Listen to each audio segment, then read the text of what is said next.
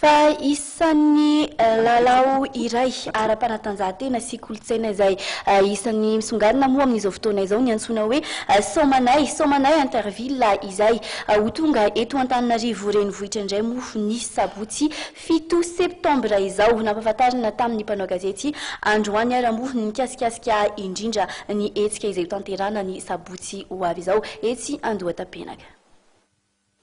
Tonga eto Antananarivo renivohitra ilay lalao ara-panatanjahantena sy kolontsaina Somanay Interville.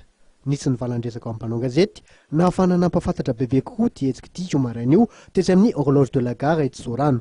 Fantatra nandritra ny fotoana ary fa handray ty hetsika ity ny kianja fanaovana rugby eny Andohatapenaka ny sabotsy 7 septambra ho avy izao. Araka ny fanazavana ny menanay nandritra ny fotoana dia hifanandrina ao anaty faninanana miisa 10 ireo mpandray anjara ary atao anaty fialamboly sy fifaliana tanteraka izany. Tanàna 10 eto Madagasikara kosa no handray ny Somanay Interville, izany hoe tanàna 2 isam-bolana. Anakatona ty faninanana ara-panatanjahantena ity kosa ny fampisehoana maimaimpoana iarahana amin'ny Hirosy. Amin'ny volana Desambra izao kosa nisy hanatanterahana ny lalao famaranana. Ny Orange Madagasikara ny mpanohana ofisialy ty hetsika ity. Misy arak'izany ireo tolotra omeny ty mpandraraha ty, isan'izany ny finday izay manomboka 7,3 ariary arakaraka ny kalitaony sy ny filan'ireo mpanjifa. Eo ihany koa ny fanokafanareo tranoeva Orange sy ny fizarana vokatra Orange any amin'ireo tanàna lalovan'ny Karavanna Somanay.